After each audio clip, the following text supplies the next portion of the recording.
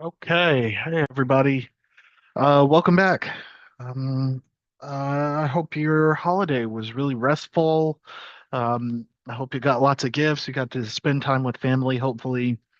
Uh, we're basically diving right back into our discussion here. For those of you who might be listening for the first time, we're basically conducting an African American history course, okay? If you'd like to listen live, if you'd like to see the lecture slides, if you'd like to join the discussion, you're welcome to tap into the link in my bio to chime in. You can also follow along on YouTube. And for those of you who are watching on YouTube, please feel free to like and subscribe. If you would like to access just the raw materials like the lecture notes, um, if you chime in, just be sure to put your mic on mute for me. Okay. If you can do that, that'd be nice. Thanks.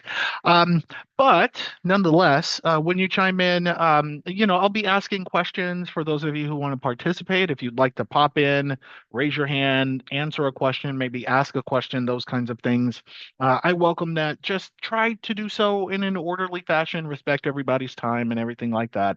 Um, I haven't had any problems so far, so hopefully nobody chimes in and tries to like sabotage this. But let's go ahead and let's get started. So last week where we picked up, we were talking about the at least pre-colonial Africa and the events and historical circumstances that led up to the transatlantic slave trade.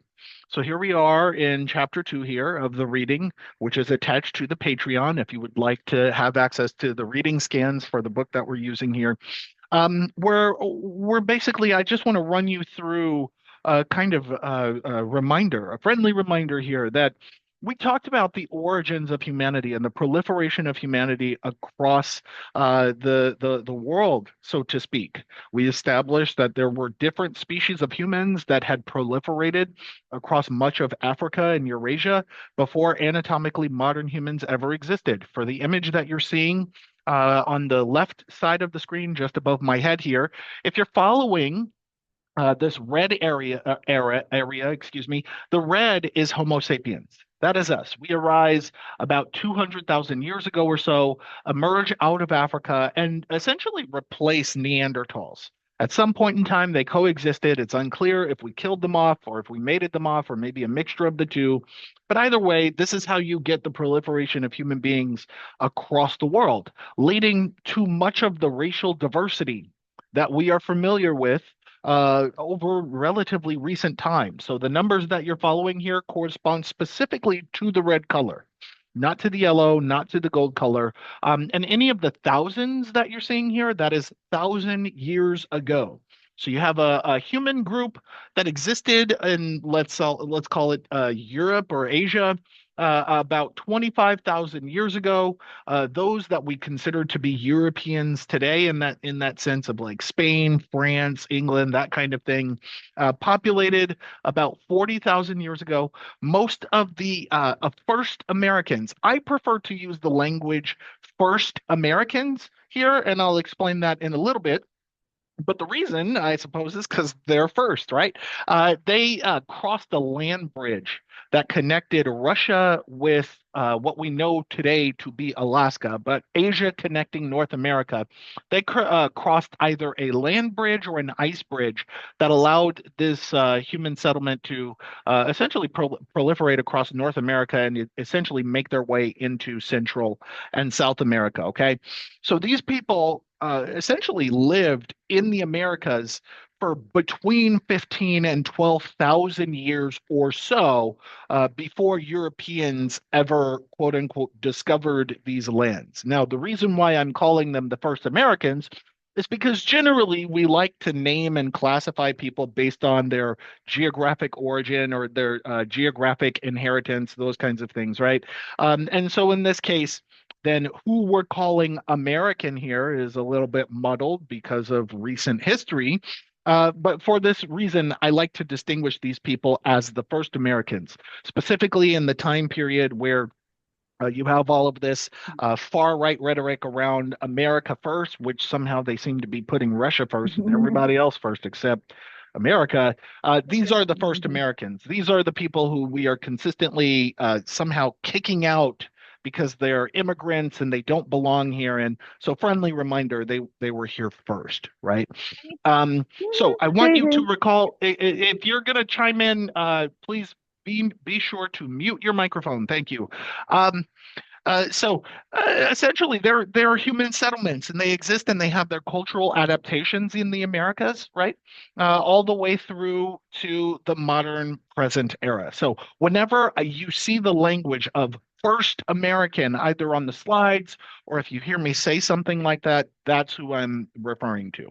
Okay. Now, within the continental U.S., this is what the diversity of those natives actually look like. Okay, even them, I don't necessarily feel like I should have to stress this, but if I need to make this known to you, this is a map of the continental United States as of 1492 and the various tribes that inhabited these regions within the continental U.S. Now, the nature of the occupation of these inhabitants in these regions doesn't rigidly fall in line with the state borders that we know of today. It's kind of arbitrary in that sense. Nor do I want you to take away the impression that somehow these people existed in the continental U.S. but did not exist in what we know today to be Mexico or Canada. Okay. Take the picture with a grain of salt in that regard. And yet, we have a little bit of information that we can extrapolate. And I like to share this with you specifically because there's a unique Charlie Kirk video that grinds my gears around the fact that this was a barren land. He says, oh, it was empty and it was barren, and things like that. Bullshit. No, it wasn't. So I want somebody, anyone who's willing to participate, please just raise your hand first. It's in the reaction section somewhere in the Zoom area. But can you look at this map and tell me if you can pick out some state names that are named after the tribes that once inhabited those regions?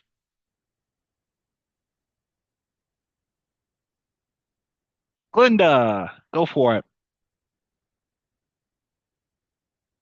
You have to unmute your mic. I don't know if you're talking, but would Hello, hello. yes, Sorry, there Alabama. you go. All right. Alabama. Yeah, the Alabama people, which then the state of Alabama is named after them. Chris chimes in. He says the Missouri people. Yep. The Dakota people. What else? What do you see? Any others? There's a few. The Iowa. Yeah, the Iowa people. This is where we get the name Iowa from. Yep. Caleb says the Ute for Utah. Exactly. Yes. So a lot of the states' names, and if not states' names, like major cities sometimes are also named after the tribes that inhabited these regions. So whenever you see that video, that annoying fucking Charlie Kirk video where he says like it was a barren land and oh, there's a distinction between immigrants and settlers, and it's complete bullshit. A lot of the states' names actually are just named after the people who inhabited those regions. So once you kind of reconcile the historical fact there with whatever bullshit is being spewed out of his asshole or his mouth or at that point in time, you can kind of see how this is a person who is then just there for the sake of spreading misinformation. It becomes very clear.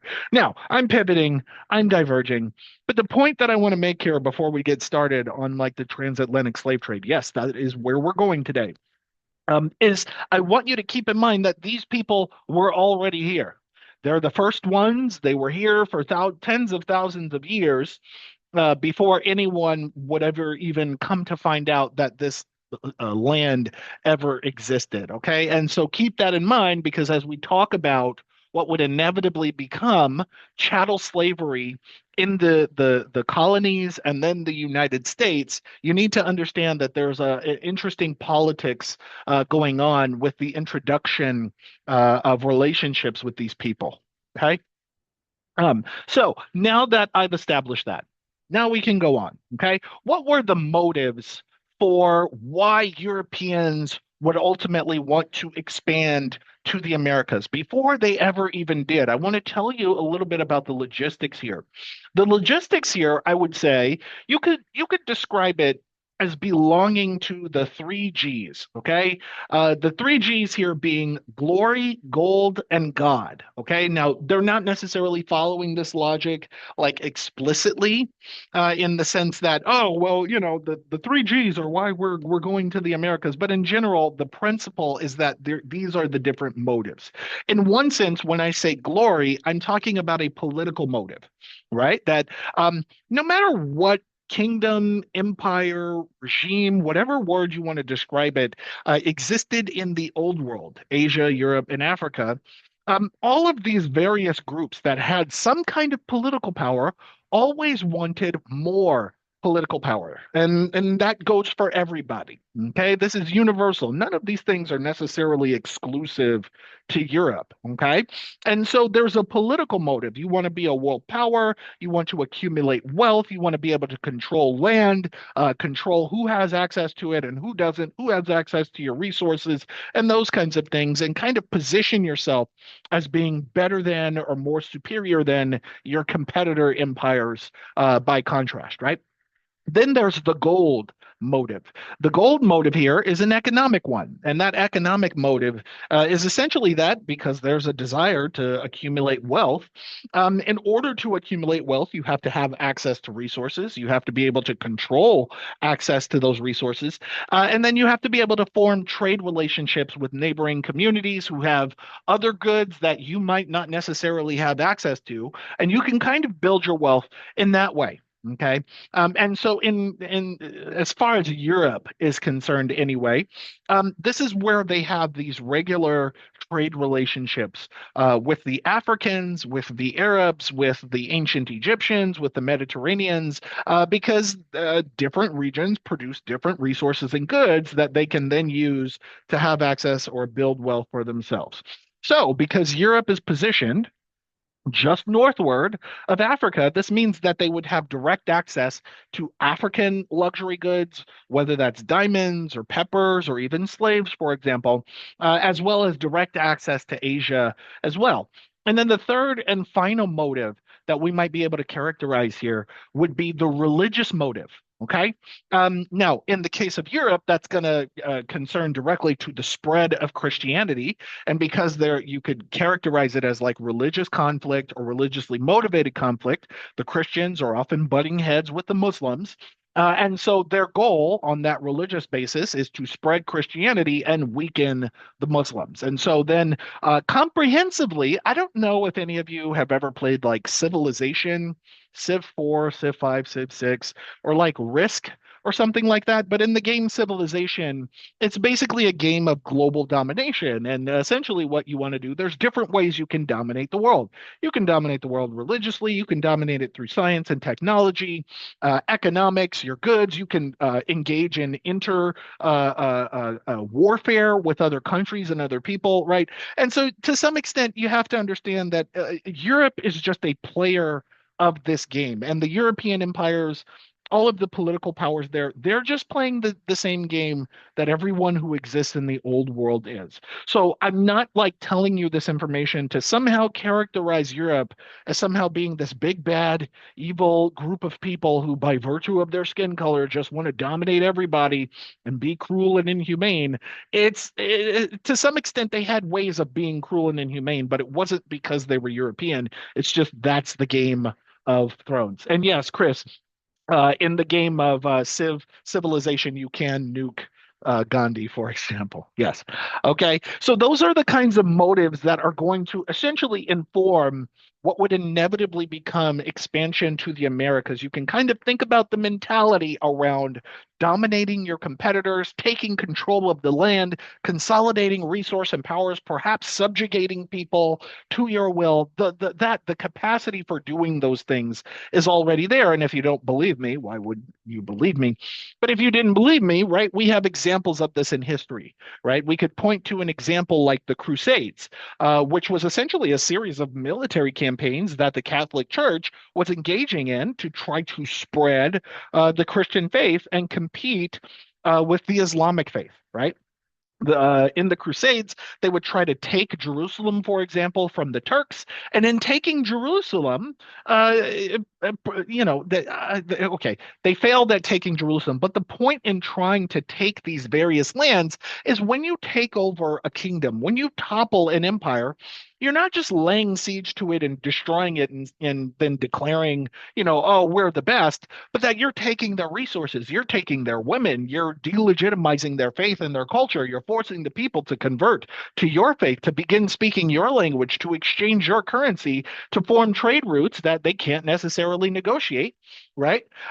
Yes, the Christians were in fact trying to wipe out Judaism as much as Islam. Absolutely. My point is that I want you to be able to think about this less on like cultural legitimacy terms and more like anthropological terms is you have groups of human beings that are all highly sophisticated social primates that want to dominate another group of human beings and legitimize themselves over those other group. And it didn't matter if it was the Christians versus the Jews, the Christians versus the Muslims versus everybody else. Specifically in Europe and Africa, it was mainly these three that are kind of competing amongst each other. Now, inevitably the Crusades would fail. It lasted for hundreds of years, but it failed. But in doing so, even though these military campaigns would fail, it would, in essence, increase awareness and also form a kind of impression of what Europe or European looking people would be like in the rest of the world. More importantly, even though the Crusades failed, it also accelerated economic change because there's an acquisition of resources, there's an acquisition of new trade routes, the exploitation of resources that you've acquired. It becomes a thing where now, in the context of Europe, they're beginning to accelerate their economic change and expanding and growing new city centers. And so essentially, it kind of positions Europe to transition into what we would then call the Renaissance era. And from the Renaissance era, I would say this is the period like from the 1300s into the 1600s before we then transition into getting African slaves and things like that. This is a period in which we're starting to transition from like the Game of Thrones era, Middle Ages, and the Victorian era into like an age, or no, the Victorian era is a little bit later, excuse me, but the Game of Thrones medieval era into what they would describe as the age of modernity. Right. And modernity is now that these people have acquired knowledge, they've acquired academics from different cultures.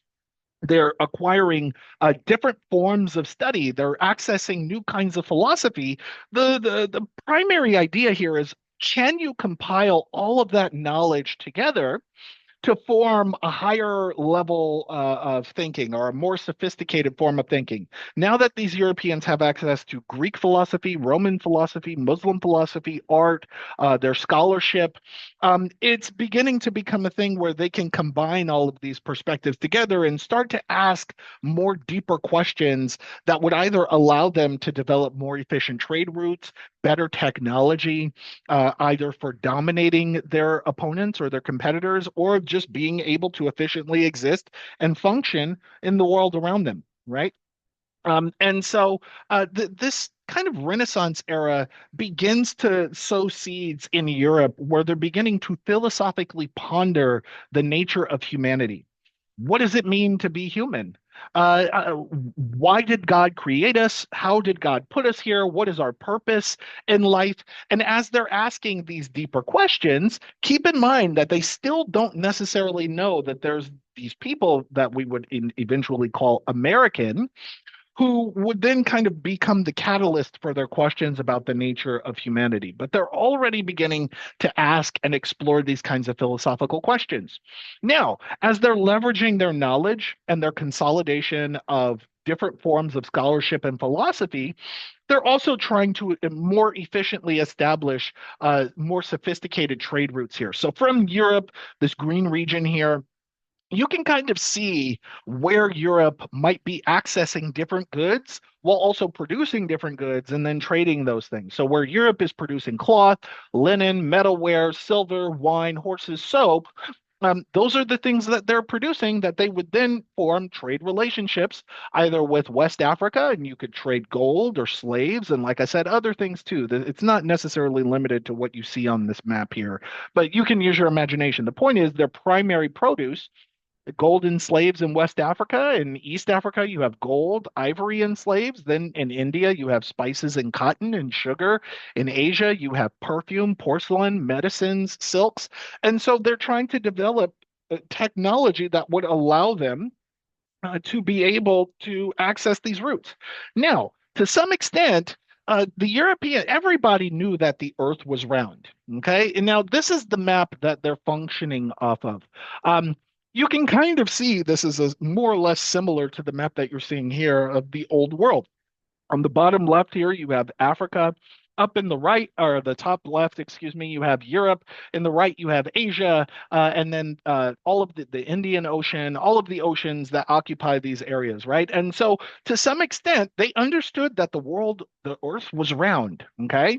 But now you have this interesting phenomenon where they have to navigate ongoing religious conflict between Christians and Muslims. And the Muslims are primarily occupying not just the Mediterranean area, but much of Africa as well. Okay. And so they still want to get to Asia or India, for example, to get access to the various goods that they have there. But what they don't want to do is they don't want to have to stop in Africa, where by virtue of their skin color and by virtue of how they look, will stick out as Christians, and then whoever is there is going to siege and pillage their ship, take their resources, and they don't get to bring anything back to their homeland. Okay. So the question then becomes for somebody like Christopher Columbus in 1492 is we want to get to India, right? And then getting to India, we don't want to have to sail around the entire continent of Africa because at some point we will have to stop. And if we have to stop, we might not actually have our stuff. So, someone in the forums, would you like to chime in? What would make the most sense if you don't want to sail across the entire continent of Africa, but you still want to get to India from Europe? What would be your next bet? Anyone, feel free to chime in. Go west. Yeah, go west.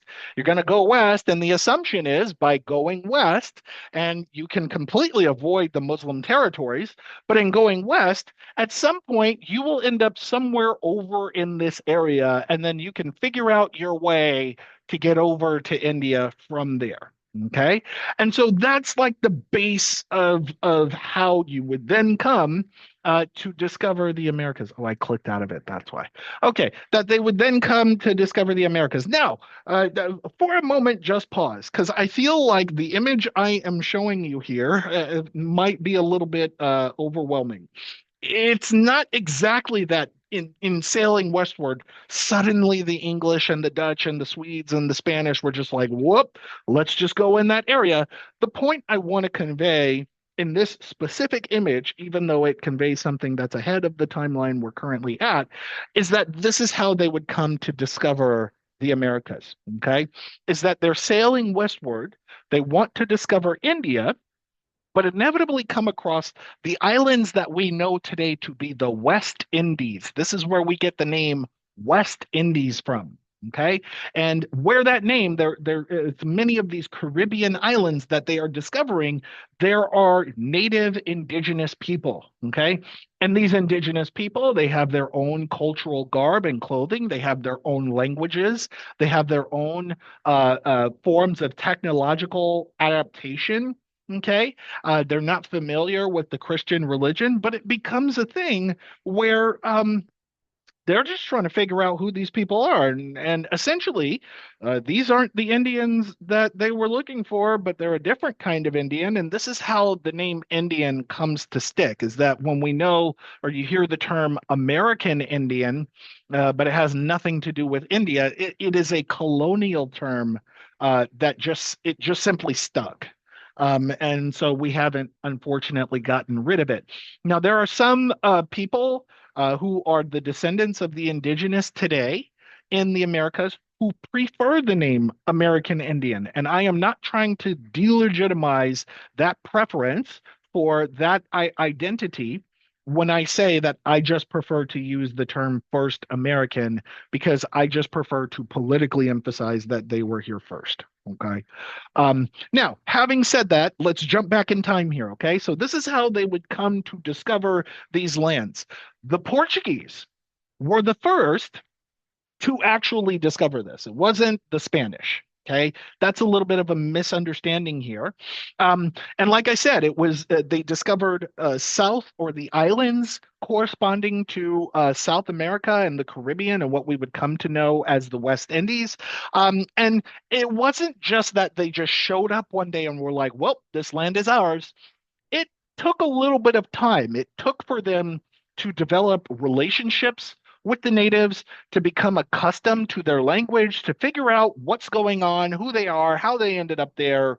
And there's a bit of a cultural exchange going on. And over the course of, I would say, about 5 to 8 years or so, things are peaceful. No one is at war trying to slaughter or kill. It really is just them trying to figure out who these people are and why they exist here. Now, philosophically, scientifically, academically, if you will, this is going to amplify conversations around the nature of humanity is because now these people are coming across a new kind of human being that they had never seen before.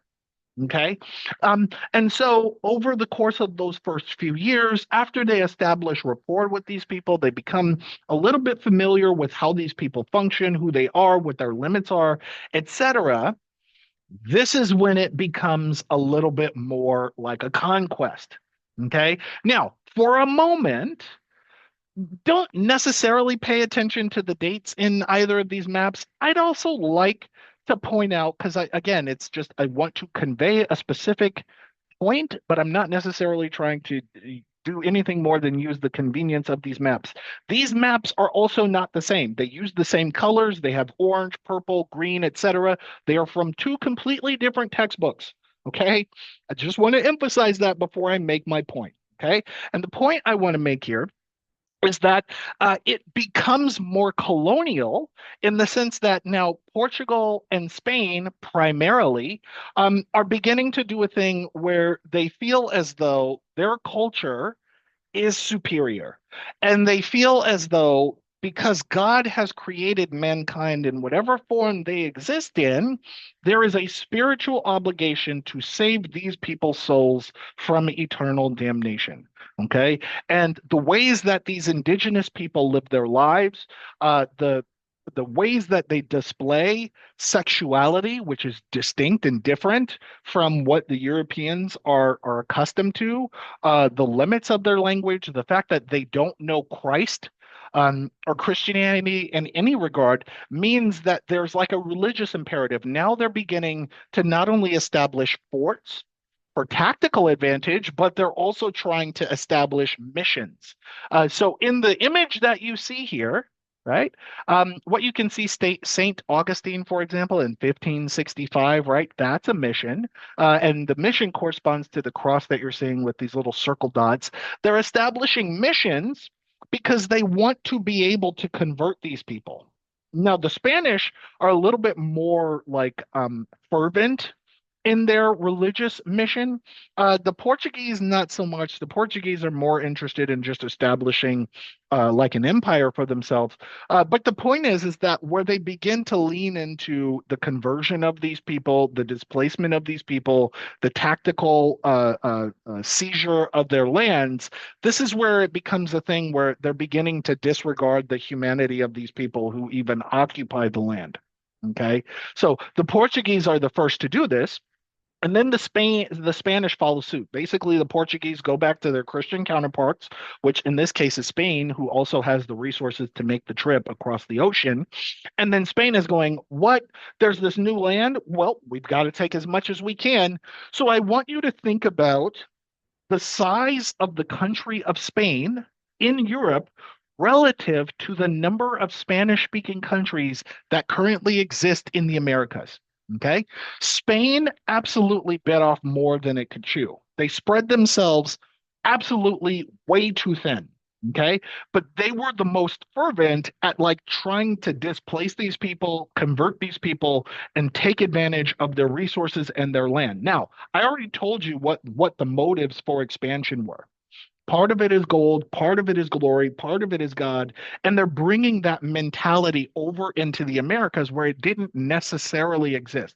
There's lots of people who will say, oh, the natives who were here, they were scalping people and they were barbaric and savages and cannibals and blah blah blah. And the reality is actually that you had maybe a few tribes of people that were like that, but in totality, these were relatively like docile people. Okay. The Europeans from the old world are coming from a kind of historical precedent where you have thousands of years of warfare, conflict, battle, trying to develop strategies to dominate your opponent. So they have armor, they have cannons at some point, they have muskets, they have guns, they've got trebuchets, they've got all of these different, let's say, tactical gear and items for warfare that the natives don't have, not necessarily because they don't have the intellectual capacity to develop those things. But for example, gunpowder came from China, right? So gunpowder then becomes a thing that the Europeans can use because they have direct connection to the Chinese who are producing gunpowder.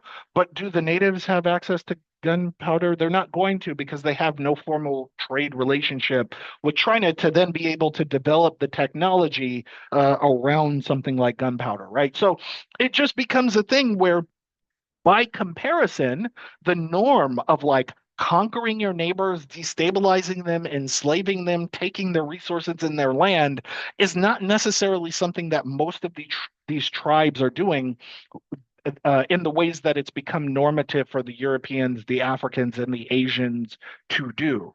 Okay. So the Spanish were absolutely, by the time the Spanish even set foot on these lands, they already knew what was up. It was really just a matter of convert or die. We will fucking kill you if you don't convert to Christianity because we're taking your land and there's nothing you can do about it. Okay. So even though you're seeing here these artistic images and things like that, um, they very much are bringing with them crosses. They're erecting these crosses. They're telling these people that they need to yield, they need to convert to Christ, they need to save their souls. And if they don't save their souls, then they're damned anyway, so they're going to die. And so this is where you get many people who are dying. Um, the natives here, I guess, for just the sake of like a modern comparative example, for those of you who have seen the second Black Panther film, I'm not necessarily characterizing these people as being like Aztec futuristic in some sense, but they had their own scholarship. They had libraries, they had languages, they had massive cities, just like Europe and Africa. They had these empires. Well, the Spanish are coming into their libraries and they're just burning them. All of their knowledge. Actually, so much knowledge was lost in the destruction of these people's cultures and their academic scholarship that we still haven't figured out as archaeologists and anthropologists how they were able to do certain things. Okay. It's actually very interesting, but that's a topic for another day. I'm not going to go into that. But the point is that a lot of the philosophy, the scholarship, the language, the perspectives of these people has been lost because of direct Spanish conquest. And the Spanish conquest being, we don't care about your culture, your voodoo, and I'm using voodoo as a slur here. Your barbaric ways, you're either going to convert and yield to our power, or you're going to die. And so, one example of this that I wanna point out to you is the Guadalajara Cathedral. This is one of the oldest cathedrals that's established, I think, in Mexico. Feel free to fact check me on that, somebody. I think it's in Mexico. But it was built in 1541. It's one of the oldest Catholic cathedrals here in North America. Mexico, yes, is a part of North America. And then the image of Our Lady of Guadalupe. Does anyone here in the chat know about Our Lady of Guadalupe? Do you know the story around that? I'm just curious. I'll give it a few seconds. And here, let me turn on my living room light just I so we I can read see this it better. story in my feminism class, Okay. but I don't remember it. Okay. Um, all right. Somebody says, I know nothing. Rodrigo says native roots and preventing more deaths. So, first of all, just by a show of hands, maybe you can kind of clap or react on the screen in some positive way. Are you at least familiar with the imagery of Our Lady of Guadalupe? Okay, a few people, right? Um, okay, so I want to at least read to you. I'm just going to go to Wikipedia here, okay? A little bit of the history of Our Lady of Guadalupe, and then you'll get the historical context behind this. Remember that Our Lady of Guadalupe comes about in 1531. Okay, this is on Wikipedia. This is the language of Wiki. Okay, according to Nikan Mopahua, I could be butchering the native language here. Included in the 17th century, written in the language of Nahuatl, the Virgin Mary appeared four times to Juan Diego, a Chichimec peasant, and once to his uncle, Juan Bernardino. The first apparition occurred in the morning of Saturday, December 9th, 1531. Okay. Juan Diego experienced a vision of a young woman at a place called the Hill of Tepeyac, which later became the Villa de Guadalupe in the suburb of Mexico City. So you have a Chichimec peasant here who is saying that he had a vision of the Virgin Mary in 1531. And this is among people who, let's say, 10 years prior, knew nothing of Christianity or the Catholic faith or anything like that at all. And the Catholic Church not only legitimized this testimony, but asserts that it is a legitimate form of conversion to Catholicism. Looking at this purely objectively and from outside of the box, what could you say is actually happening here?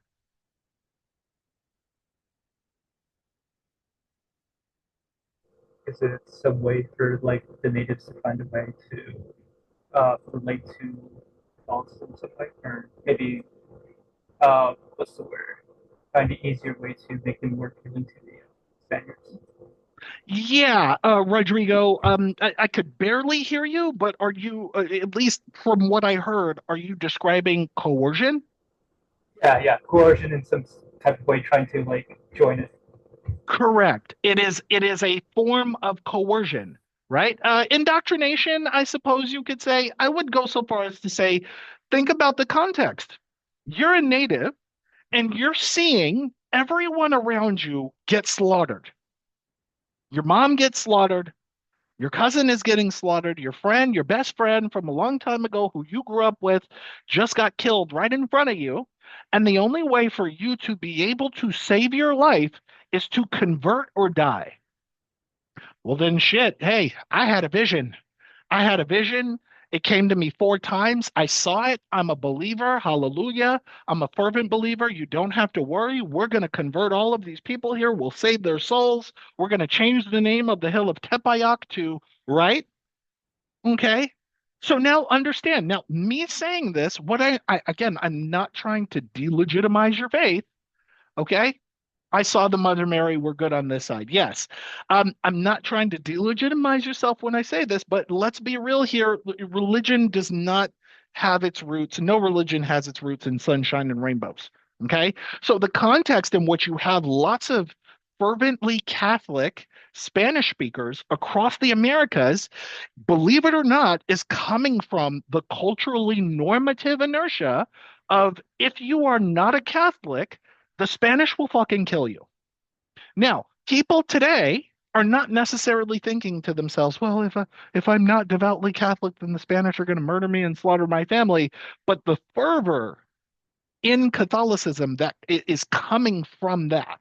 It's coming from raising generation after generation after generation of if you do not believe this, no, shut the fuck up. You believe this, keep your mouth shut, don't question it, and stay fervent to this faith, and you will survive. It's coming from a symptom of coercion. Caleb says, so they are just lost in the sauce, clutching to colonialism in this current day in North and South America. Now, maybe that's okay, that's your language. That's not my language. However, yes, going on an understanding of what you're saying here, yes, essentially the reason why the Catholic faith is so fervent within Central, South, and even North America is directly related to the legacy of the Spanish conquest.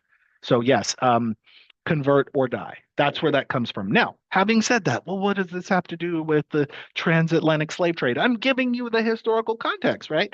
Because in the context of the Portuguese conquest, okay, which right at this point in time, it's really just the Portuguese and the Spanish, okay, they initially tried to enslave the natives, okay, and they genuinely tried to do so, and to some extent were successful, but it ultimately failed.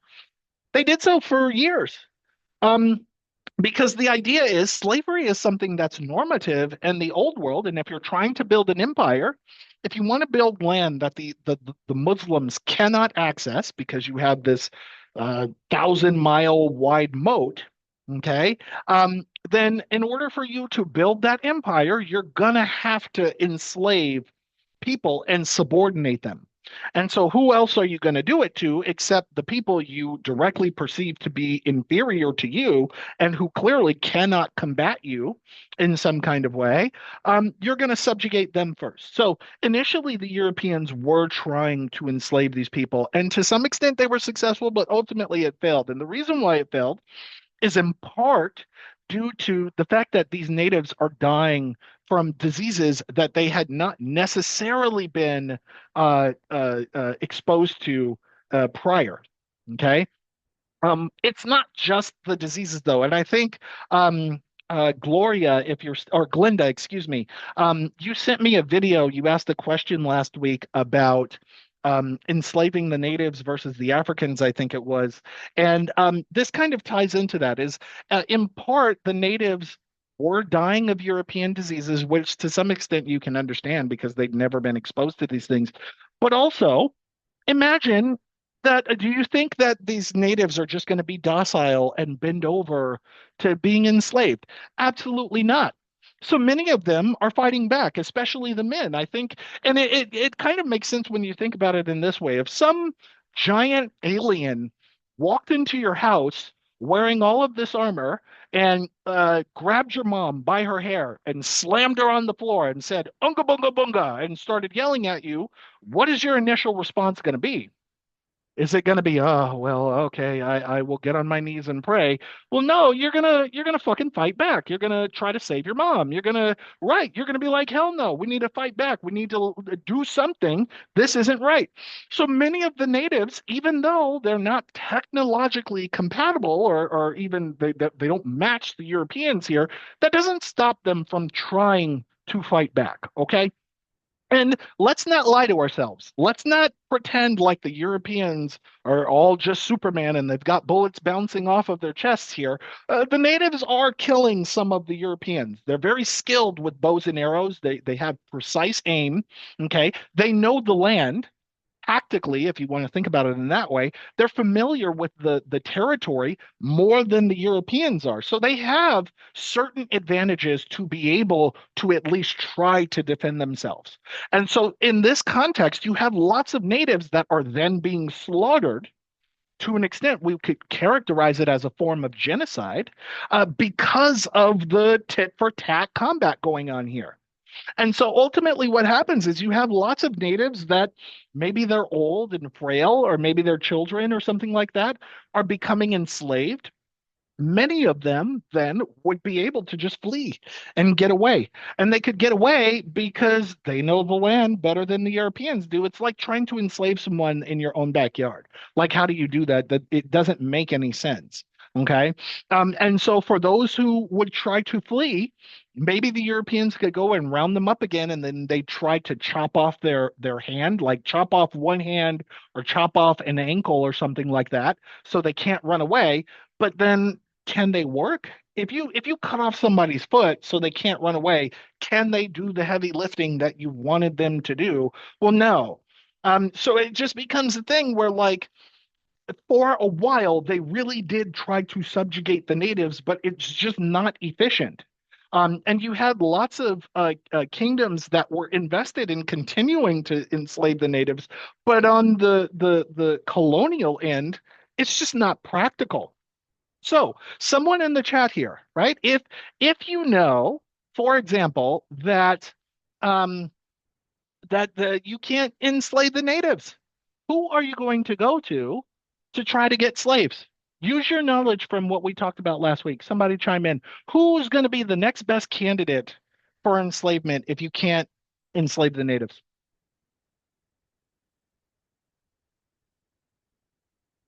There we go in the chat here. West Africa. Yes, thank you, Rodrigo. It's going to be the Africans. And what's the reason for that? Well, the reason is, first of all, the Africans are they've always had relationships with the Europeans going back thousands of years. So they're not going to die of European diseases, right? The other reason then is because if you take a bunch of people into a foreign land that they're not familiar with, they don't know how to survive in that land, then they're kind of dependent on you for survival, right? So there's another reason to take Africans. And then West Africa already had a notorious reputation for dealing slaves anyway. So if they already had that reputation for basically giving and selling slaves and trading slaves for other things, then essentially you could, as a Christian, go into West Africa and just say, hey, hey, hey, hands up. We mean you no harm. We're not here to threaten you. We'll give you gunpowder. We'll give you rum. We'll give you anything that you want and need. We'll give you guns. We'll give you whatever you want, but we need as many bodies as possible. Okay. So this is how you get into the phenomenon of now the Europeans are essentially prioritizing the enslavement of Africans. Okay. And see, here I am, and I'm jumping ahead of myself on the slides here. For those of you, friendly reminder, you can access these slides on Patreon so that my body is not blocking the words. But essentially, these are the reasons for why you would then default to Africans in your slave economy. Is the goal here is not necessarily uh, we believe that Africans are somehow inferior intellectually or something to that effect, but rather that we just want to build an empire so we can dominate our Islamic competitors. And then maybe we can grow all of these resources in the Americas, and then we don't ever have to go to Asia or anything like that at all. And then we have like a monopoly on a lot of these things, right? So this is the reason why you then want Africans to do that. So the Portuguese are the first to establish a formal system of slavery in the Americas. Okay. And that happened in 1526. They showed up to the African shores. They basically incentivized slave catchers with all kinds of goods to essentially give them as many slaves as possible. Eventually, not immediately, but eventually the English would come to do the same thing. Believe it or not, they're actually the last group of people to do this. Okay, leading to what we now know to be the United States of America. But the Dutch would try to do that. Ultimately, the Dutch would end up just staying in Africa. But the French not only had colonies in Africa, but were also trying to establish colonies in the Americas too. Okay.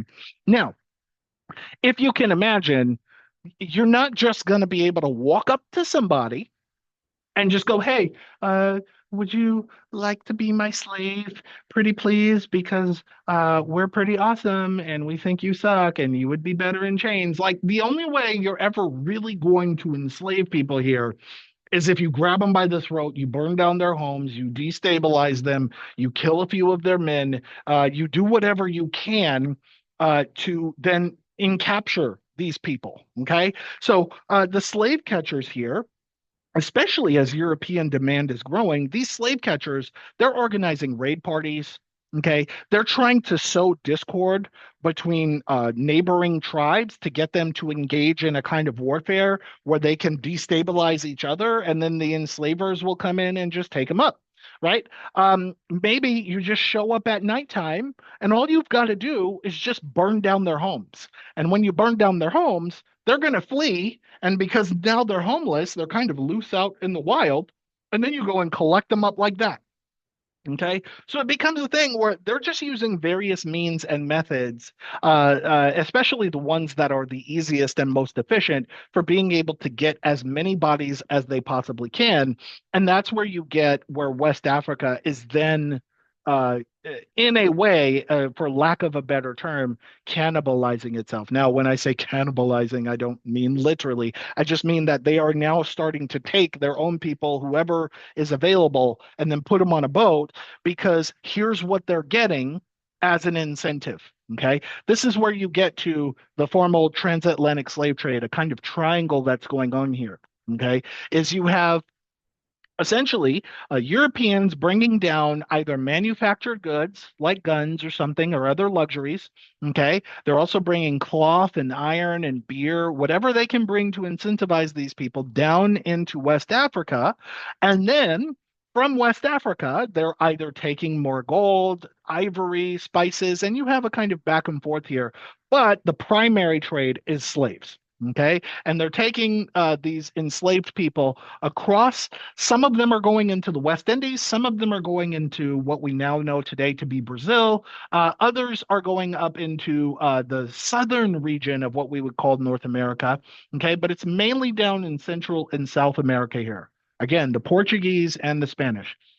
And then they're taking things and they're just essentially creating a kind of triangle here of trade. Now you can create uh, backwards routes, right? Where you can kind of go back and forth between different lands and trade different things while you're also continuing to ship more people over.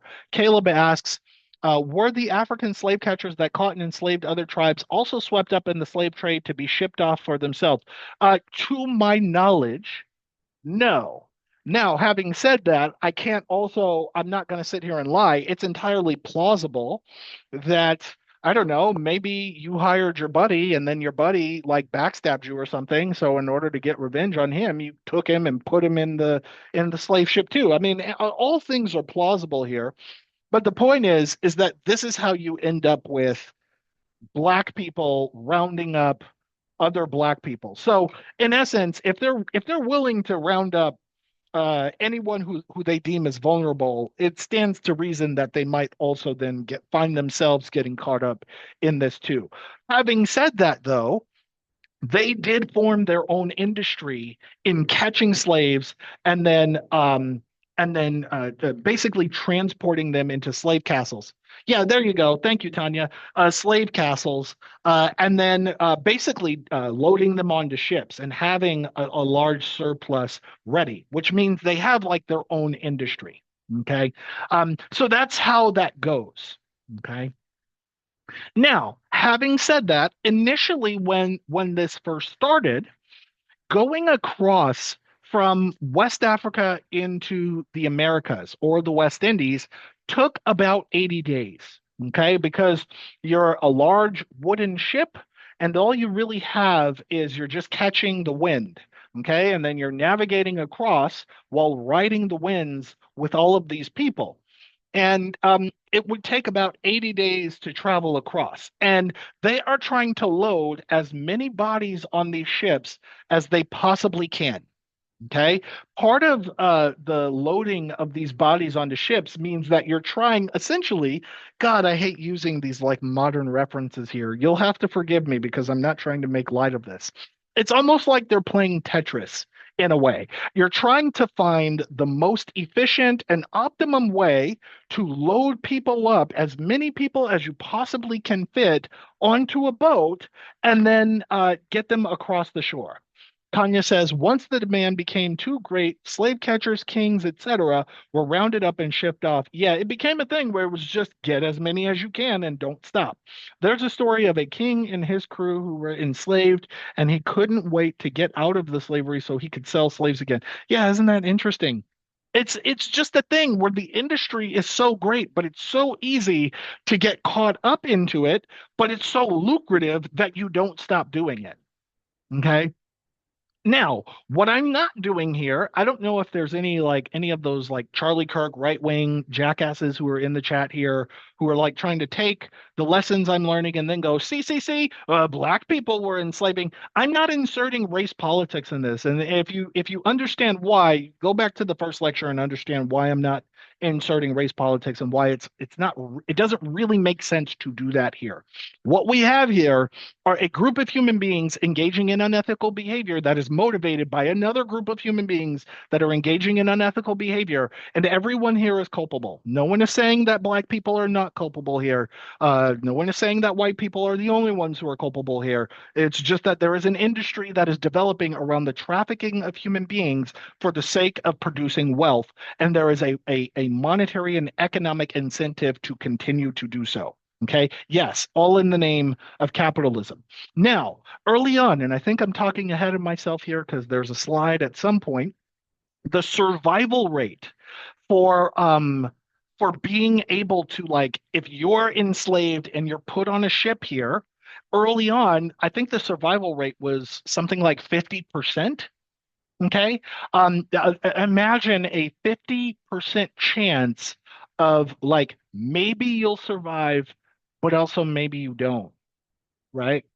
Um, Maybe you do, maybe you don't. And imagine then being forced to lay next to somebody for 80 days who's sick, right? Maybe they're sick with a disease that can communicate across people or spread across people. Maybe then they really got to go to the bathroom and they're about to piss themselves.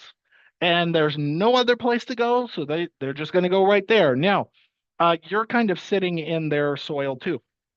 And then other people are defecating themselves and pissing themselves and vomiting on themselves. And maybe you're laying next to somebody who speaks your language, but also maybe you're not.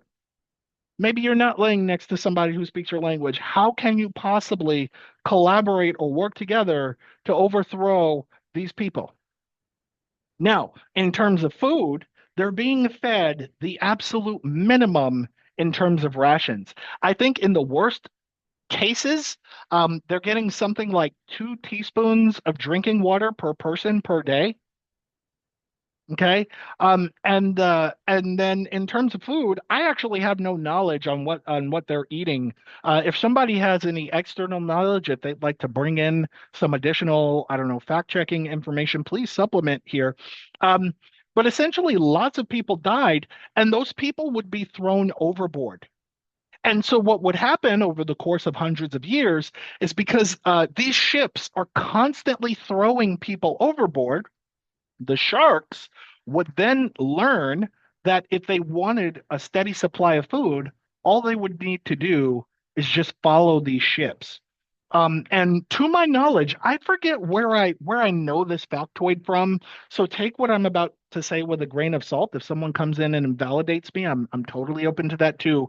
But it is to my knowledge that even today, after the transatlantic slave trade is over and done with, and it's been over and done with for a while, sharks somehow still follow the same trails that these boats were taking, expecting to find bodies. Caleb says, uh, uh, it's insane to think how many slaves that were in America and 50% survival rate, how many got caught in Africa. So when I say 50% survival rate, what I'm talking about here is early on. Eventually, the survival rate, I think, would improve to something like 92%, somewhere in the low 90s. But early on, initially, when they started, it was a 50% survival rate. Chris says food on ships were various grains like Indian corn, rice, barley, shelled peas, as well as root vegetables such as yams and cassava. Yeah, that makes sense. That a lot of the things that would be produced are going to be things that are probably grown in the continent of Africa, right? Because then in taking bodies, you're also taking rations for the amount of people who you have on board. So that does make sense. It's not that they're being starved; it's just that they're being fed very little.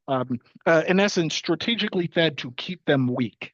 So it's not like they're having feasts aboard these ships. It's very little food, very little water. And like I said, in the worst case scenarios, to my knowledge, it was like at minimum two teaspoons or tablespoons of water a day per person. That's absolutely shitty. Okay. So part of this would also become that following these people's capture in West Africa, like I said, they have these like slave castles, in some cases like holding pens. They're basically being put into jail cells where they're held sometimes for days, if not weeks, for the next ship to come in for them to then get loaded on. And what's essentially happening is money, resources, the things that make these slave catchers wealthy is coming off of the ships, and then they're trading them for bodies. Okay. Like I said, I'm jumping ahead of myself here with describing brutal conditions.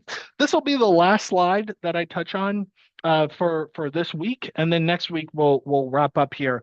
But they have absolutely brutal conditions, right? Like I said, poor sanitation. You have people who are pissing and shitting and vomiting themselves right next to somebody else. So you can imagine there's all kinds of skin irritation, there's sweat, people are developing gangrene, there's lots of coughing, crying, screaming, wailing, everything. Nothing about being on the ship is any kind of good. In this dissection of a ship that you can see here, you have people who are, these are what the resources look like. Barrels of rum, barrels of oil. It could have been whale oil. You have tusks, ivory, right? Powder, rice, grains, spices, herbs, these kinds of things. And then you have people. Let me check something on my browser really quick. Okay, so people have stopped. And then, or the IG Live has stopped. So I just kind of said, oh, you follow the first hour or so. That way I don't have to go back and fidget. But you have people who are dying of disease. Some people don't want to eat because they're protesting their capture. So they're basically like, I'm just going to die of starvation. If I can't throw myself overboard, then I'm just going to die. And so they're being force fed, right? In order to keep up a kind of cardio to some extent, they're forced to dance and stay agile. So they're kind of like dancing with their feet up. They have to move around the ship. They have to stay agile to some extent. But essentially, the most common thing that's happening here is that they're essentially dying because they're just being treated far too inhumanely to really keep many of them alive. And like I said, from this point in time, we're talking about a 50% survival rate.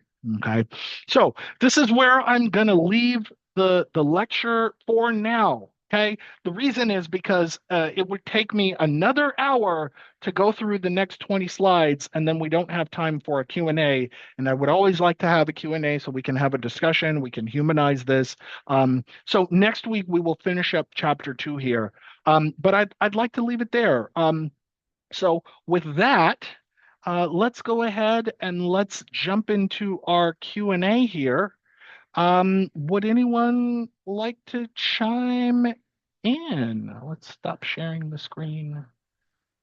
Yeah, so Tanya, yeah, feel free. yeah, so I was going to type, so I think it's about two slides back with the picture of the ship where the people are kind of laying all out. According to what it is that I've learned, that was a diagram created by a shipbuilder who was Slides would back. build ships to estimate. So yeah, so that picture right there on the left.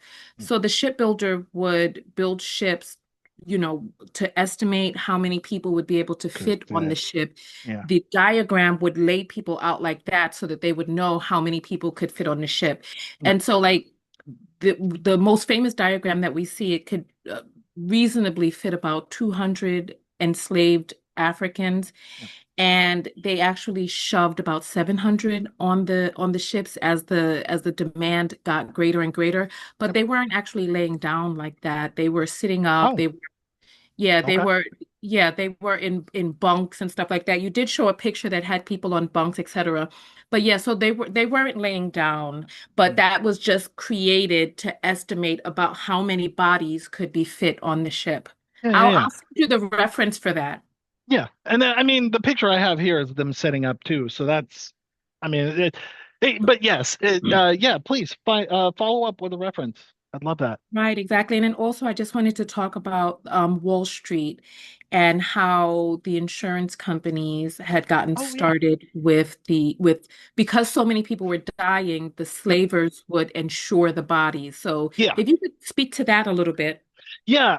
That's actually, believe it or not, in that is a slide on this lecture that we're going to get to next week. Okay. To jump ahead of myself, to keep it simple, one of the most famous cases involves a ship called the Zong.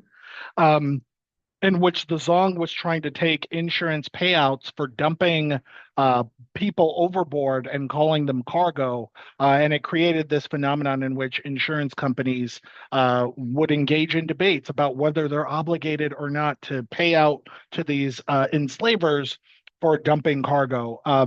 And I don't want to spoil the goods before we talk about it next week. However, you already do have access to the slides if you want to see that. Go on to my Patreon for the corresponding lecture here, download the PDF, and you'll see that reference. It's just for the sake of time, we're not talking about it today, but we will be talking about that next week. Any other questions, comments, chime in.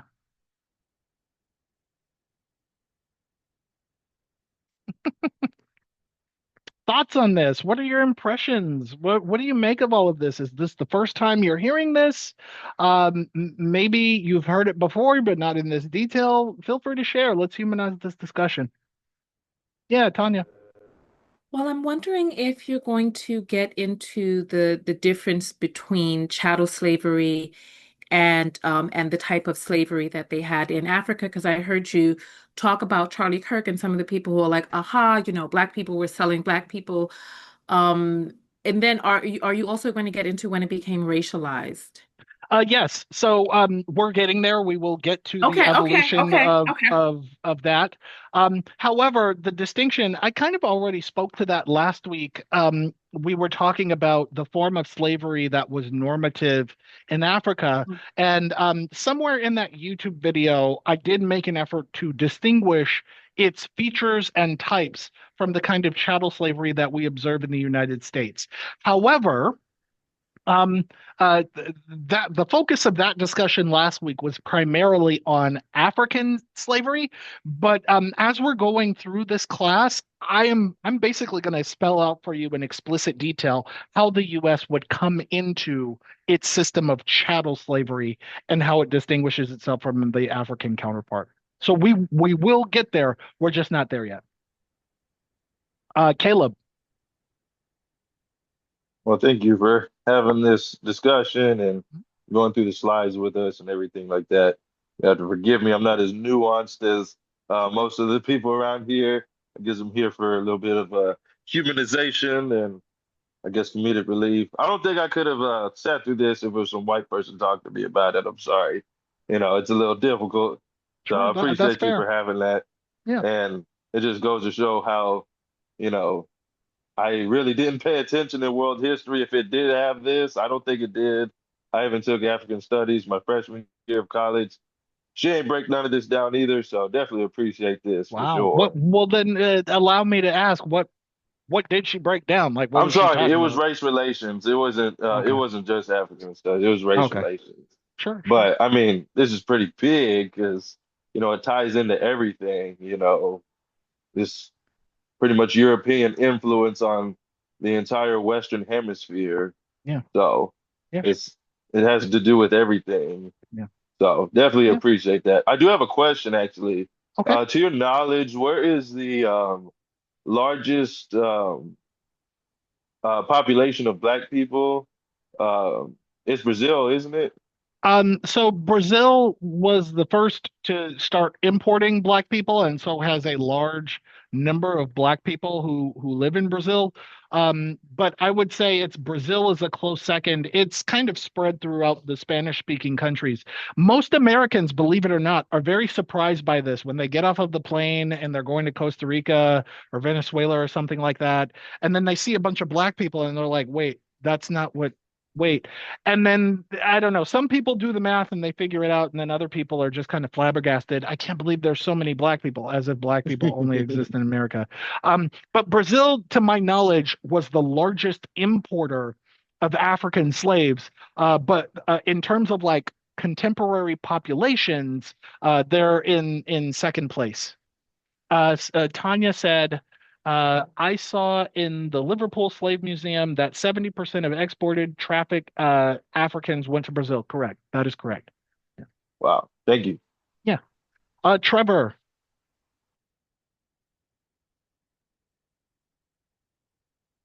you got to unmute yourself. Take your time. Yeah, I'm not used to Zoom at all. It's my That's okay. bad. My bad That's okay. completely. First, I just want to say I really appreciate your lecture series. Something I look forward to on Sundays. I'm out here in Utah, and so I at first I thought you were going to like stop lectures, so I'm really glad that you picked it back up. Oh, But no, I was about to even comment on Brazil. Uh, I was an expat for most of my life growing up. So my first memories were in Brazil. And so I try and always keep just tabs of what's going on with things out there. And my awareness is that like something like 6 million slaves ended up in Brazil, and then like only like 2 million ended up in the Americas. Like just crazy numbers, and then just the history of South America of just trying to well, uh, breed out and just like the purity, a whiteness purity, just yeah, insane. So um, my father like went on a religious mission, and so there'd be people that he would try and talk to, trying to convert them, and they're just like, "Hey, legitimately, we don't want you here, but we want your seed. Like have babies with us, and then get out of here." And it's just wow. like that's just rough. And then especially with like uh, in the contemporary of the government's saying, "Hey, we're going to kick you out of your lands. Here, create your own space." And so that's what all the favelas are, Yeah, and just like it's just people who don't have access to electricity, access to water, yeah. and they're living right next to like skyscrapers that have pools on every level. Just insanity. That Um, sounds right. Yeah. It's consistent with the way in which this culture even came about is the subjugation of black people. Yeah. and just a weird nuance that I've been recently aware of is that you can trace all of it back to the Tudors. So just the power of uh, King Henry VIII, then going to his daughter, and then just the lineage into the Victorian era of that hierarchy, and just Yeah. especially what you were saying with the goal of the three Gs, just like everything going to that. Just Yeah. like we have the power. Why do we have the power? God said so. We have gold, Yeah. and we have the backing to say so. It's just like what is all this? It's so like I really appreciate your lectures because it's just really additive and just multiplicative to what I'm trying to gather Yeah, ultimately. absolutely. And again, I want to emphasize to you that where we see this emphasis on like God says we have the power, God says we have the glory, we're obligated to go in and dominate these people. What you're observing is in part a function of being a primate. And I'm not trying to dehumanize anyone in this regard when I say that. But when I'm talking about like what is motivating these people to go out and dominate and subjugate is that to some extent that's what social organisms do. Ooh, we're the best, we're the biggest, we're going to dominate them, beat them over the head, enslave them, dominate them, blah blah blah. It has anthropological roots. It's explained through an anthropological framework.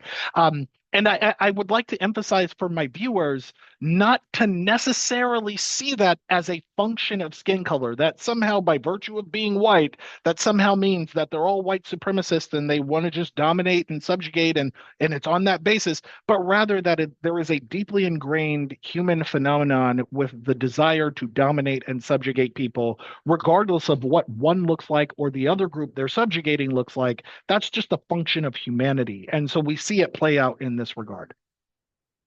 Right. Um, Rodrigo says, I want to see your thoughts on the labels we use to describe people from the Americas, such as Latinos, can unintentionally minimize the influence of indigeneity, I think, indigenous, and Black people within the cultures and just general erasure. So my thinking around this is a little complex because I don't want to delegitimize how another person necessarily self-identifies. It's not my place to tell someone else how they should or shouldn't identify. At the same time, my inclination from where I sit at the table of on discussions of race and racism is to default to characterizing the indigenous people as the first Americans because that is literally what they are. Okay. Um, and regardless of whether they're from what we now know to be Mexico or Venezuela or Colombia or Guatemala or Costa Rica, etc. They are the descendants of the people who were here first. And it's very bizarre to me. It's almost Orwellian in a way that we exist in a culture that characterizes these people as somehow being the immigrants while characterizing the white people who are here as somehow being the natives. It becomes a thing where it's almost backwards minded, where we like to view the immigrant or we view the immigrants as the natives and the natives as the immigrants, and somehow culturally and rhetorically we've like bought into this lie. I'm just not sure how that works, but I at least want to bring a little bit of reason and rationale to people's perspectives. I don't necessarily prefer to call them Native Americans because that too is a little redundant. It's kind of oxymoronic in a way. It just makes more sense that, like, in our contemporary society where I identify as American, maybe Tanya or Caleb or someone else, maybe Trevor identifies as American. I'm not trying to say you do. That we can at least denote and distinguish these people as being the first Americans. Um, I don't understand. Oh, Chris says, I don't understand why Spanish speaking Americans use Latin as a signifier when Latin provinces were in Italy. I think that has something to do with colonization and colonialism. However, I will be 100% honest with you when I say that is probably the tip of my knowledge on this topic. I don't actually have an answer to why. Okay.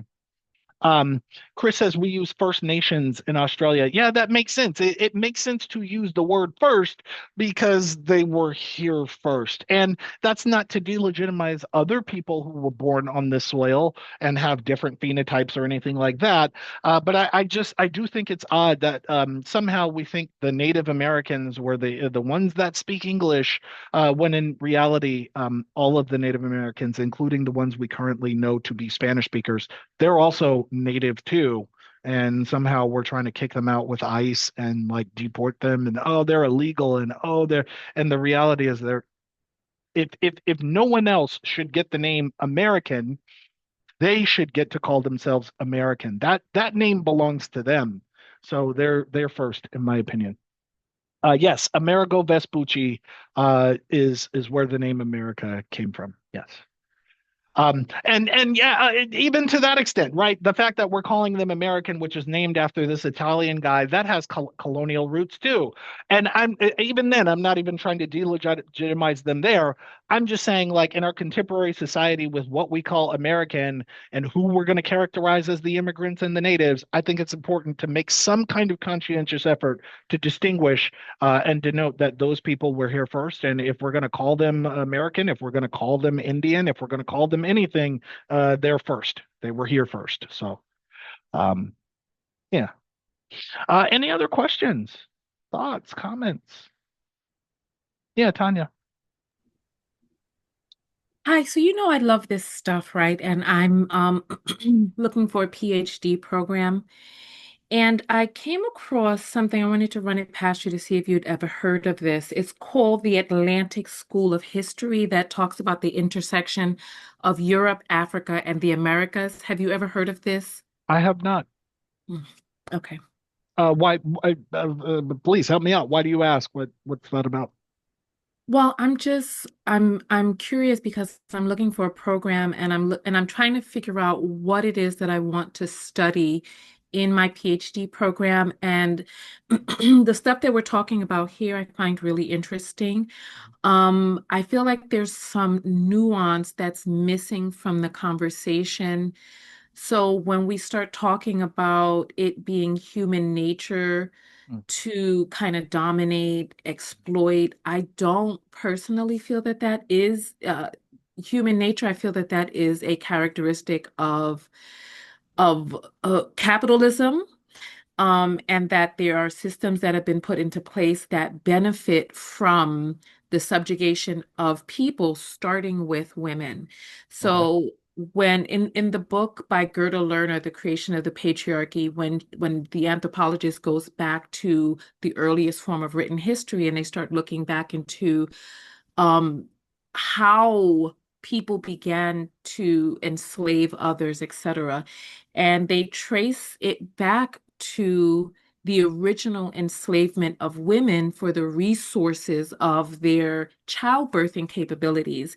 And the thing that you were saying with the Native Americans knowing the land, etc. So there's like the difference between selling a woman to another tribe or sending a man out and him knowing the land and the woman not knowing the land, etc. So I definitely want to kind of find a program that I can learn more about these intersections, but also with how women relate to the greater picture as well. Because you know that when Hitler wanted to perform the genocidal acts that he performed, and when he wanted to subjugate the people in Germany, he came to America to learn how America had done it, right? And according to what it is that I've learned, the enslavement of the African, that the framework for that was really replicated from the normalized enslavement of women. And so I definitely want to learn more about those intersections. Sure, sure. To some extent, I suppose if I could clarify, Chris says an appeal to nature is a logical fallacy. Human nature is generally whatever people with the most power says it is. I absolutely agree with that statement. But where I was coming from when I'm talking about this being rooted in primate nature is I would argue, although I'm not trying to dismiss your point, that I think it goes beyond capitalism, right? If we look to um, the Mongolians, right? If we look to imperialism in Japan, whether that's imperialism in Taiwan or China, Korea to some extent, if we're looking at several events around human history that go well beyond even the invention of currency, we often find patterns of human behavior being that one group of people is trying to dominate this other group of people and delegitimize them and compete with them over resources or women or control in that regard. And to some extent, that becomes like a cultural and historical precedent.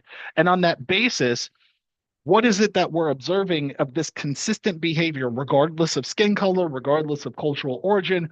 Well, we often see the same kind of behavior play out at a smaller scale among groups of chimpanzees, that a group of chimpanzees might have a rivalry with some other group of chimpanzees, the same thing for gorillas, the same thing for. So it just becomes a thing where it's like, I'm not necessarily attributing this behavior necessarily to a specific culture, nor am I encouraging my followers to view whiteness as somehow being that by virtue of your white skin color, you're like predisposed to dominating these other people. And here's how we saw it play out.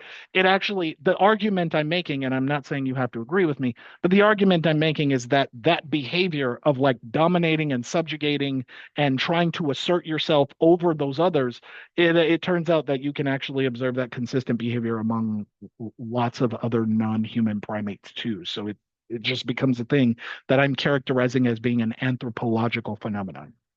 Please feel free to respond. Yeah, so the bonobos are our closest human cousins, aren't they? They're closer than chimpanzees, right? And It's arguable, but yes, sure. And the bonobos are matrilineal, and they operate in matriarchies, and they do not subjugate and dominate one another. Mhm. So I think that this is part of the reason that I want to learn about the intersections of how we have been doing things based on maleness, because I feel like there's Sure. an aspect that we're not paying attention to here that that is part of the nuanced conversation. Yeah, sure, sure. I agree with you. I'm not even disagreeing. Um, Okay, I thought we were going to be down for a fight.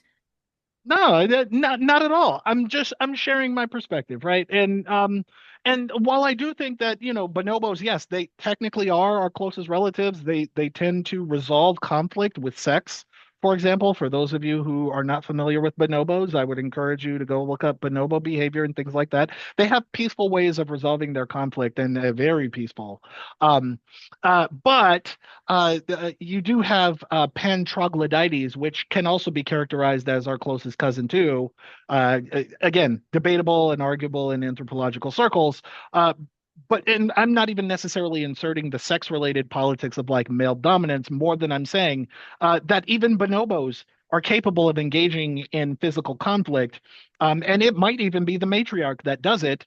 But it can be a thing where I'm just saying that we consistently see across the great apes, across lesser apes, and then across other primates too that are highly social, we see a consistent behavior of like a group and the individuals that belong to that group engaging in rivalries with other competitor groups and trying to assert themselves and dominate and not necessarily in the sophisticated forms of like linguistic or academic or philosophical domination and cultural domination and the acquisition of resources. It's far more rudimentary, but we see that same behavior play out.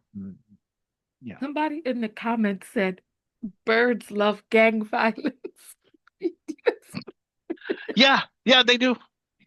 They will rally up, they'll rile together, they'll make a bunch of noise, they'll flutter. It's like a social thing. I don't know, somehow, and I don't even know, I suppose at this point I'm reaching the limits of my knowledge here, but I think that like if I could say this while being educated, but also not necessarily having the basis to say this either, so I'm admitting where I know where my ignorance is. I think there's a fundamental thing that happens among highly social organisms where being highly social doesn't necessarily mean everything is sunshine and rainbows. You're going to see how that highly socialized behavior plays out often in the interpolitics and interplay of like dominance, subordination, destabilizing others, engaging in competition, rubbing it in their faces, and lots of non-human primates and indeed other non-human species engage in this kinds of behavior. It's just that humans are a little more sophisticated in how they do it. That's Not really the it. bonobos, the matriarchal ones. I'm Okay. telling you, there's something going on. I mean, I'm not faulting you for that. I have a video of bonobos taking a bunch of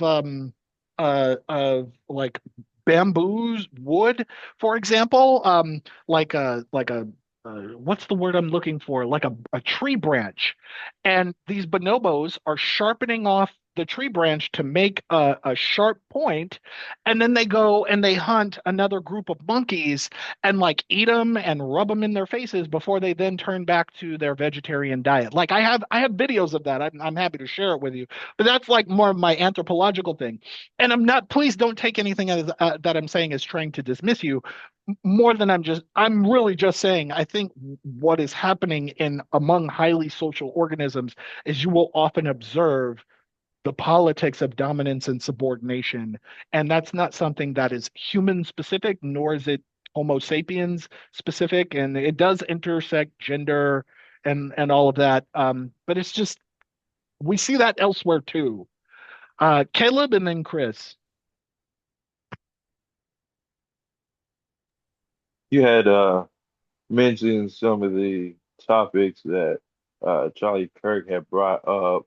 He brought up a great replacement theory. I didn't know if it was the correct way to bring it up, but Okay. was it, wasn't that something that happened with the first Americans and not currently what they're boogeymaning, white people and everybody else? Yeah, I see what you mean. Like they're doing the thing that they're claiming is being done to them. Yeah, Right, this I think there's it's called gaslight, obstruct, and project. That's right, one of right. the silly little mimetic anagrams of the GOP. But um, yes, it's a thing where like every assertion, every declaration is also kind of an admission to. Hmm. And so I don't know, among the people, a group of people who are a little bit insecure in the validity of the culture they had to artificially create, there's like this constant need to legitimize it, which often means, uh, projecting the things that you do onto others and victimizing others as if it's being done to oneself. So And that's then something there's that's happening now is what they're yeah, claiming. correct. And part of that is Oh, because there's a demographic projection that says, I'm pulling the number out of a rabbit's hat here. It's something to do with by 2050, white people will no longer be the statistical majority in the United States. And so on that basis, then, oh, I think my bat light turned off. On that basis, some people feel like there is an imperative to remain the dominant group, which means what do you have to do to preserve your culture and your way of life and who you are, except to revert back to like racially explicit forms of exclusion and right. The fucked it, up shit they did before. correct. And it's unfortunate that somehow what's also being admitted and implied there is that if you somehow become a statistical minority, that you're going to be subjugated in the same inhumane ways that they were in history's past, which is not necessarily how that works. That's not the case. And I'm certainly not an advocate for that. But that doesn't mean that those people aren't any less paranoid about So those it's, things. it's a boogeyman thing. It was the whole reason for slave codes and all that type of stuff is kind of what I don't know if it's a QAnon conspiracy or something, but it's just nature's way of correcting what happened in the past, Well, honestly. I think part of it is we have to reconcile with the fact that race is still a social construct. So, what are we Yeah. calling white, and then how does it disappear if it doesn't really exist, right?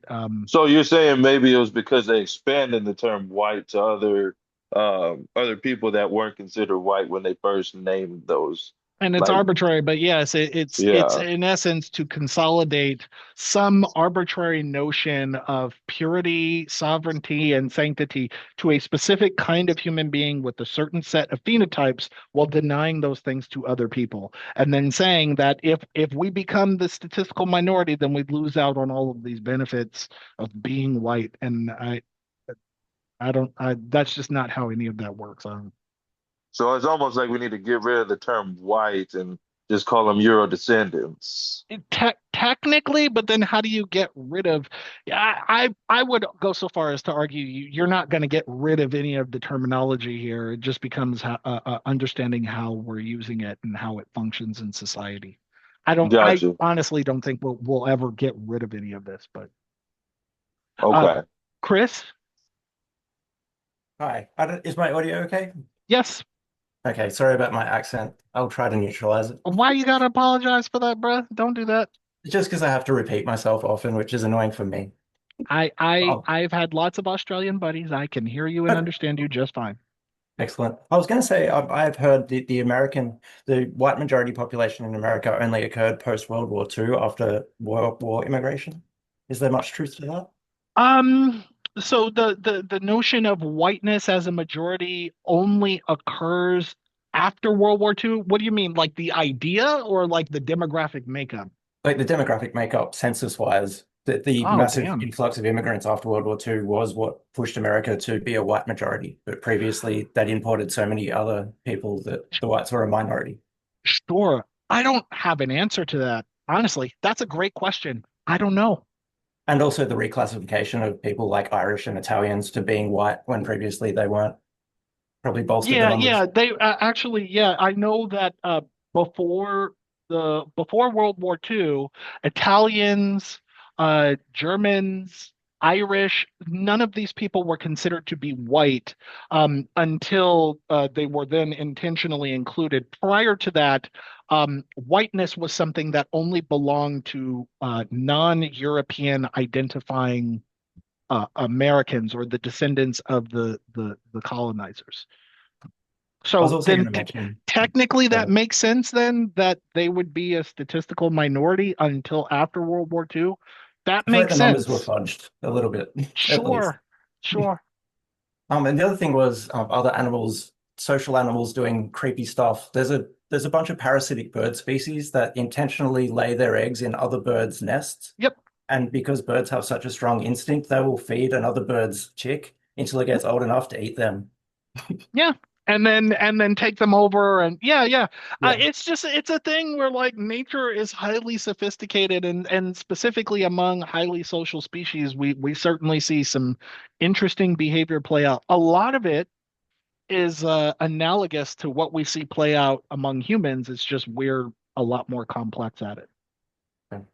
That's Yeah, all I have. Thank you. sure, sure. Thanks for chiming in. Um, would anyone else like to ask a question? Maybe chime in with something. I have a few comments here. Um, let's see. Sincere, if I'm saying that right, says most animal groups in the animal kingdoms are matriarchal. Yes, that is true. Um, we do need to get rid of white and black. Oh yeah. I I would say yes. In principle, we should get rid of notions of racial distinction because they're kind of an illusion. They don't really work well. They have lots of holes. I demonstrated last week that there are lots of limits in the language of racial classification and distinction. Um, but I would also say, unfortunately, because notions of race and racism has become so normative, specifically in the United States, but much of the Western Hemisphere, um, I just don't think it stands to reason that these things will disappear. I'm happy to be wrong. If somebody could put me in a cryogenic freezer and launch me 2,000 years into the future, see if those things disappeared, I'd happy to be proven wrong. But at least where I sit right now, I don't think that's going to be the case. Tanya? Yeah, I think that you have to, well, you don't have to, but I think it's in our best interest to keep hope alive, to Sure. be optimistic about the fact that in the relative sense of how long the earth has been here and how long human beings have been here and how long we have had these terms, white and black, I do think that there exists a time in the future where these terms are do not exist. I believe that there is a time way in the future where the work that we're doing today matters. Do you think the work that we're doing matters? I do think the work that we're doing matters. I have a personal goal of being able to scientifically identify all of the weak points around what we're observing here with the goal of revolutionizing our society to positive advantage. At the same time, I think that like let's entertain this idea that like notions of white, black, Asian, Hispanic, blah blah blah, all of that disappears. It's just going to morph into something else because race is not like it's not a singular aspect of a person's identity on its own. Then you have men versus women, you have the Jews versus the Christians, you're going to have the English speakers versus the Spanish speakers. And I'm being facetious and making up these combats here. I'm not trying to encourage these things, but the point is the ways that people identify and distinguish themselves from other groups of people on multiple strata is always going to create that phenomenon of conflicts between those distinctions. And so race is just one dimension of that. And even if race as a fictitious concept somehow disappears, the behaviors, I believe, would still remain the same, is that you're still going to see conflict between group A versus group B on the basis of their differences and reinforcing those differences, but then also recognizing that those differences are arbitrary anyway. So There's a book by the name of Conversations with God by Neil what's his name? I'm thinking Neil deGrasse Tyson, but that's not the right name. His name is no. Neil. But anyway, so he wrote a book series called Conversations with God, and in the third series, he talks about highly evolved beings. And I do believe that we are the barbarians of history, and that when we are looked back upon thousands of years from now, that they will see us as primitive because of these types of things. But I do believe that as we become more advanced, that things like race and the barbaric ways in which we subjugate one another, I believe that as we become more in tuned, more aligned, that those types of things will fall off and we will come closer together as one.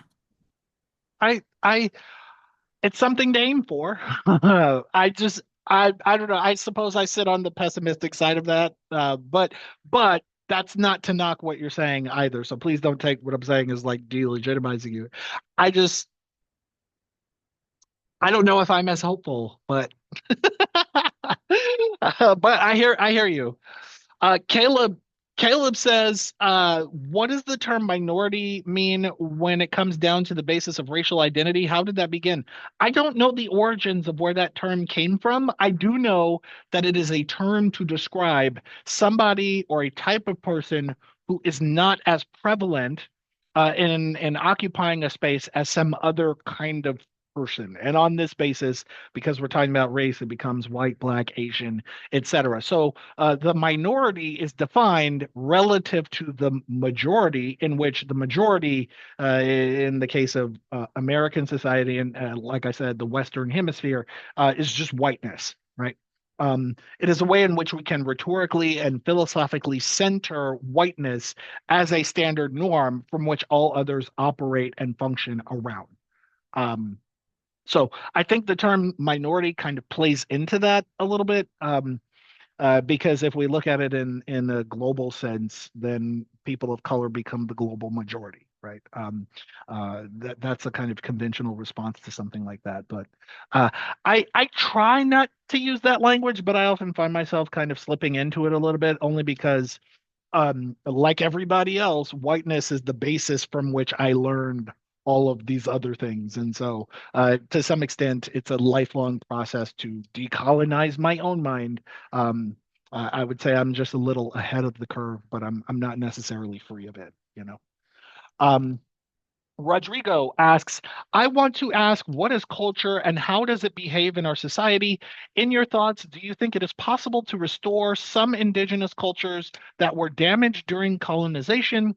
What are the steps and what does that look like? Man, first of all, culture is a very, in the anthropological sense, culture is very difficult to define, specifically because culture is a very fluid concept. In general, you might describe a culture as the collective ways in which, or let's say, the ways in which a collective group of people organize, believe, abide by, behave as a group. And that can be on the lines of language. It can be on the lines of religion. It can be on the lines of, to some extent, racial identity or the phenotypes that you have. Um, it can be on the basis of all of those things, music, and yet it's fluid. I would go so far as to say culture is not something that can be forced. You cannot artificially create a culture. That is just something that happens. Okay. It happens organically, it happens collectively. You cannot force people to belong to a culture. It's just something that they develop and abide by collectively. So, in the context of like the United States, for example, there's always been this thing where colonizers come into the Americas. They want to legitimize their own nation. They want to establish their own culture. They try to force people to accommodate or amalgamate. to that culture, belong to that culture in some sense, and yet American culture can't really be defined in the same sense that indigenous cultures can be, because the what's the word? Ontogeny? No, I think it's ontology. The ontology of indigenous culture was that it emerged naturally through thousands of years of, for lack of a better term, evolution. That cannot happen when you artificially create a culture and you say, hey, we're going to move to Mars, and then our values are this and our values are that, and we talk this way, and we like to do blah, blah, blah. And then somebody's like, no, I don't really like doing that. It just becomes a thing where what you're calling culture has to kind of naturally emerge. So there's a lot of issues around like preserving white culture, not understanding that like whiteness was an artificially created concept, and there's no such thing as white culture because how old is that? Where does that come from? Do all white people abide by that? That's not how that works. So you have lots of people who are like woefully ignorant to the politics of culture, to notions of culture, where it comes from, that they think that it's just something you can make and then protect, and then they end up attacking everybody because it's a nonsensical concept. Um, can you resurrect or restore indigenous cultures? Unfortunately, I think to an extent could on paper, right? Because uh, but then I would say that like the indigenous cultures that have been dwindled and still exist today are like bottlenecked. And whatever culture we could call that gets resurrected from that is only going to be resurrected from what was bottlenecked. Is that the same culture as the one that existed thousands of years prior? N- Yeah, yeah, but like no, not really. It's kind of hard to say. Um, I think that in general, it's just that you can probably restore and protect languages. Can you restore and protect knowledge and spirituality and uh, uh, uh, cultural ways of being and seeing the world? No, unfortunately, you can't. Once they disappear, they're kind of gone. New cultures can emerge naturally through evolutionary time, but it takes a grand scale of time for those things to emerge. And then the other thing I want to draw your attention to, as we turn the page on colonialism, is that technically everybody is indigenous.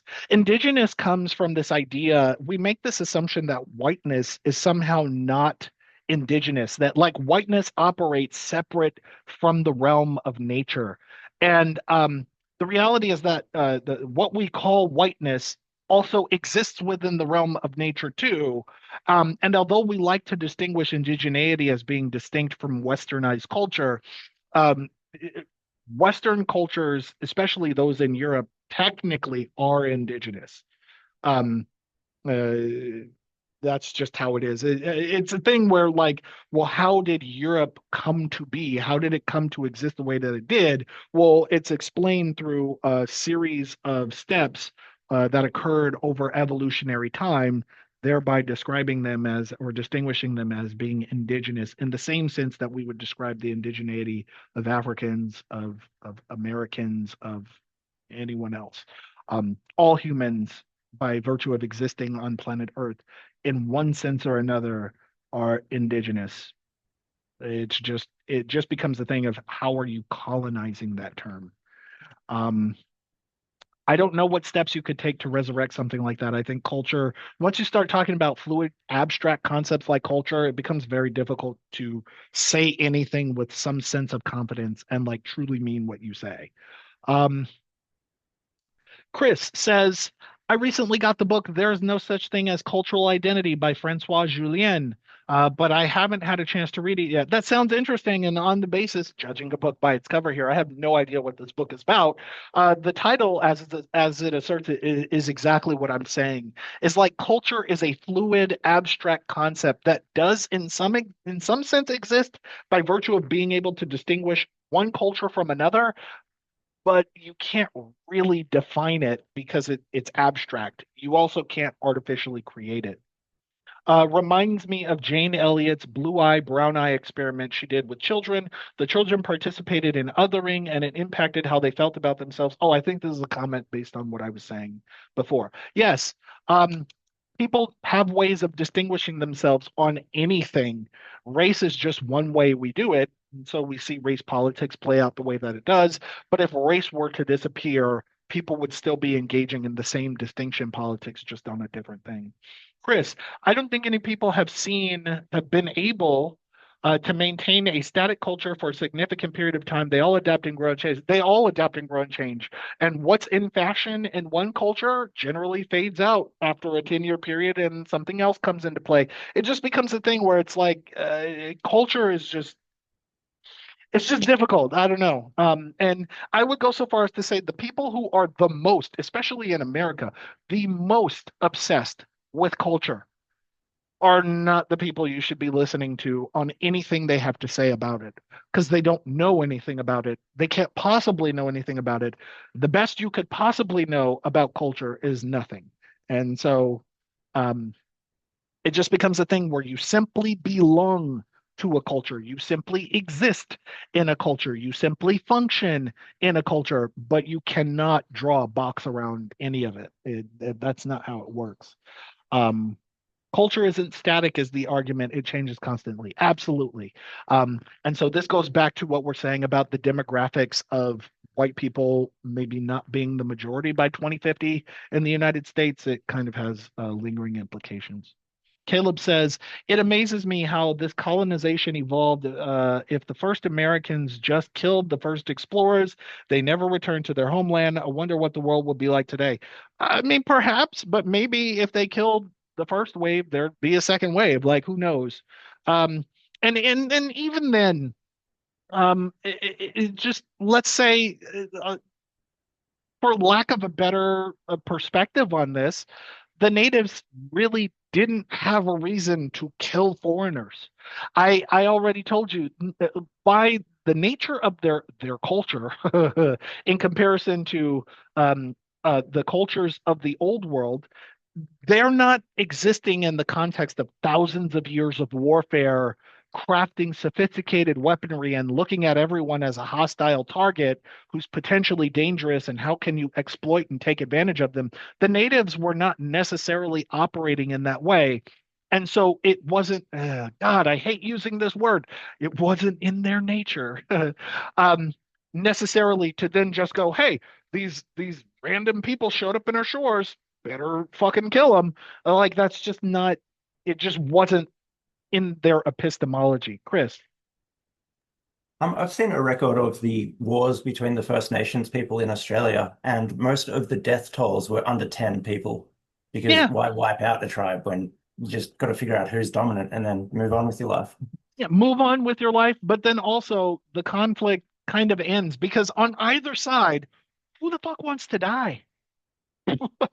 It turns out most human beings, so far as I know, most human beings are not actually suicidal, right? And so if you can avoid dying in a conflict, if you can find the other ways of resolving the conflict that you have where no blood needs to be shed at all, why wouldn't you just default to that? So frankly, I'll be honest with you, I did not know that number, but I'm not surprised.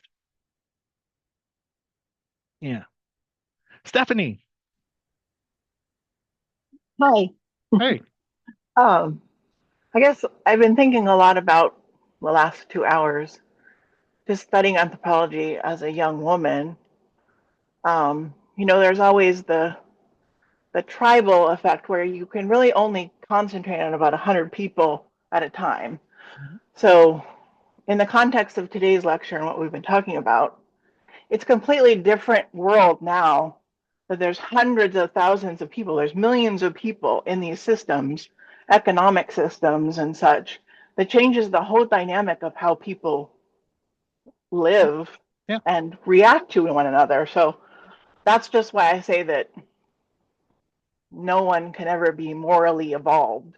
Like we can't ever be a hunky-dory society like Star Trek because it's just not possible. I just don't think because there are people like Trump and people who take advantage of their power and things. And I don't know, but I think also to your point and everyone else's point is that it is worth doing the work, right?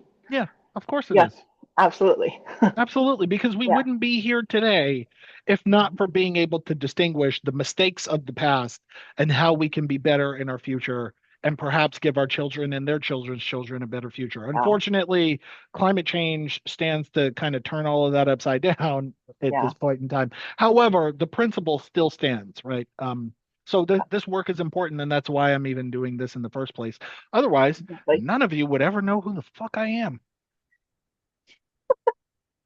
Yeah, Tanya. I do believe that there exists a time in the distant future where the future beings will look back on us and be like, can you believe that they separated one another by race and some of the primitive things that we're doing now? I do believe that there is a future where we are more loving and more together and more more connected to the oneness. I do believe that. I believe that the work that we're doing is important and impactful and will lead to a better future, if not for our generation, then generations to come. I Sure. believe that there's an order to nature and that order that nature is going to strive for balance. Yeah. Okay. Yeah. And I'm with you. I I'm support. making a statement. Oh, I see some hands waving in the Yeah. air. Yeah. I'm with it. I support. I'm there for it, you know? And I think your voice is needed, especially when I'm just one person. I know people look to me as, maybe the main credible figure here, but I don't own any of the discussion here. And your perspective is needed on this too. Your voice and your thoughts and your feelings, it matter. Thank you. Um, Well, let's go ahead and let's leave it there for this week. So next week we're going to wrap up on the middle passage. Okay, we're going to wrap up on chapter 2. If you haven't already started reading chapter 2, it's on Patreon. If you're watching on YouTube, please like and subscribe and all of that. Share this with your friends. I think this is really important. But we'll follow this up next week with wrapping up on chapter 2. We'll have a discussion, and then after that we'll move on to chapter 3. All right, people. I'll see you next week. Take care.